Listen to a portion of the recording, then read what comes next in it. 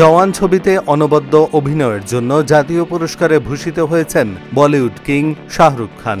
দীর্ঘ ৩৩ বছরের ক্যারিয়ারে প্রথমবারের মতো ভারতের সর্বোচ্চ এই সম্মাননা পেয়েছেন তিনি। স্বাভাবিকভাবেই শাহরুখের ভক্ত এবং চলচ্চিত্র অঙ্গনের সহকর্মীরা তাকে অভিনন্দন জানিয়েছেন।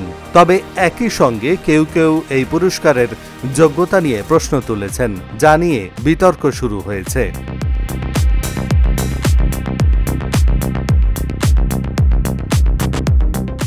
শাহরুখের জাতীয় পুরস্কার প্রাপ্তি নিয়ে যখন নানা মহলে আলোচনা চলছে, তখন তার অভিনয় দক্ষতা নিয়ে প্রশ্ন তুলেছেন বর্ষিয়ান অভিনেতা এম ফারুকী ওরফে লিলিপুট। বিশেষ করে ২০১৮ সালে মুক্তি পাওয়া জিরো ছবিতে শাহরুখের বামনের চরিত্রে অভিনয় প্রসঙ্গে তিনি মন্তব্য করেছেন যে কিং খান এই চরিত্রে একেবারেই সফল হননি এবং তিনি কমল হাসানের মতো অভিনয়ের ধারে কাছেও আসতে পারেননি।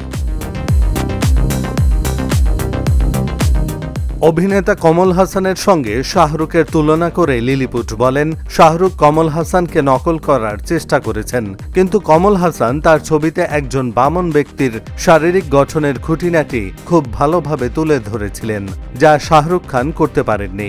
যখন একজন অভিনেতা বামনের সব দিক ভালোভাবে তুলে ধরতে সক্ষম হন না, তখন কি করে আশা করেন যে মানুষ আপনাকে গ্রহণ করবে?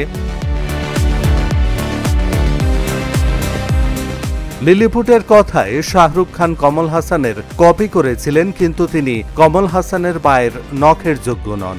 তাই খুব স্বাভাবিকভাবেই যেখানে কমল হাসান সাফল্য অর্জন করেছিলেন, সেখানে শাহরুখ কিছুই করতে পারেননি।